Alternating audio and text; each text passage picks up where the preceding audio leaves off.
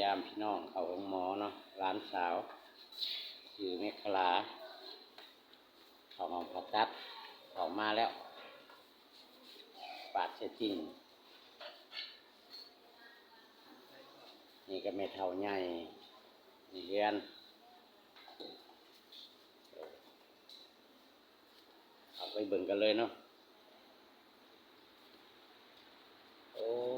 มีแต่คนเจ็บแม่มาได้หนึ่งพี่น้องเอ้ย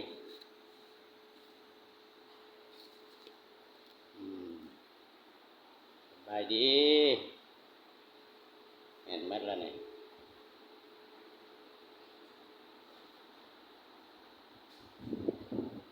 นี่ก็แม่นาง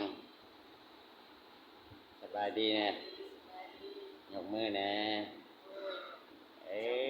ยอันนี้แหละพี่น้องเอ้ยหลานสาวกับนี่คลาล่ะดีออกแต่ห้องปักพื้นแล้วเนาะผู้นั่นกับปอเมฆลาไอ้ผู้นอนอยู่นั่นน้องชายเพิ่น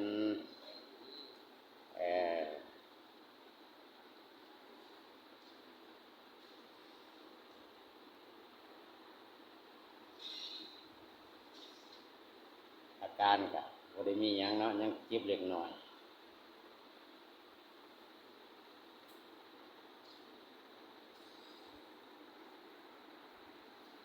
ทางนั่นก็จะเป็นอัน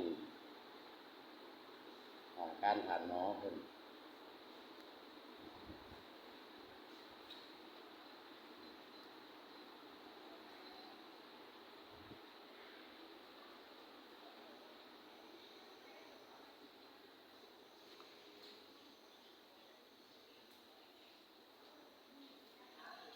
เป็นห้องยาวเนาะการก็จะพูดคนเจ็บคนโชว์เรามาเบิ่งอยู่ห้องหมอตอนนี้ก็แม่นบอนสถานที่บ่มีคนเจ็บพัก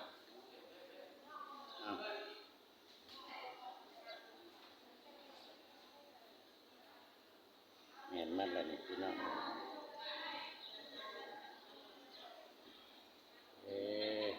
ให้เราเลาะเบิ่งกันอีกจังหน่อย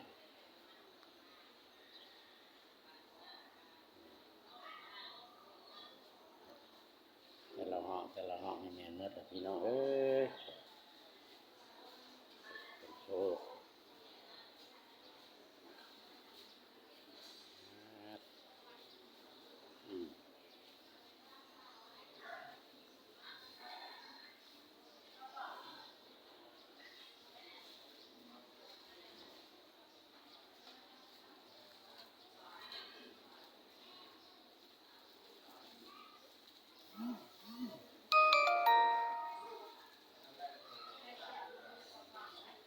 นอกจากตึกไปในกระแม่นแคมคลองแล้วเนาะพี่น้องเนาะ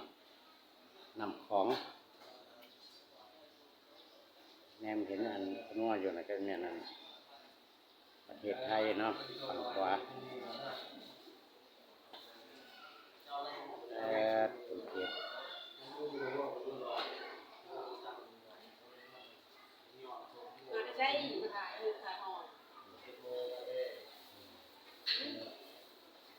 กลับมาเยี่ยมคนเจ็บคือกัน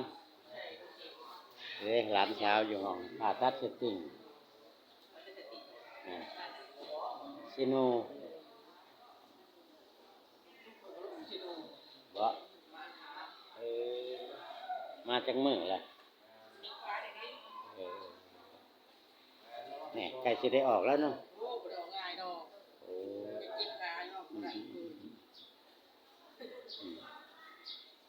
มาทางเดียวกันแล้วสักคุณคอยหันอยู่ทางแบ่งปิ้งไก่นี้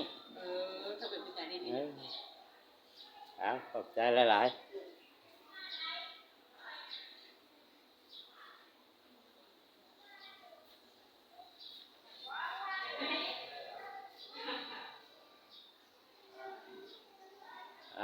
มาวันนี้กับพอเตือที่ผักคลิป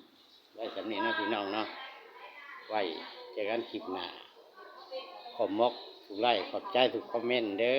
อสิครับว่าเบิ่งพอเตือคนบ้านนา อย่าเจ็บอย่าจนร่ำรวยทุกคนสำบายดี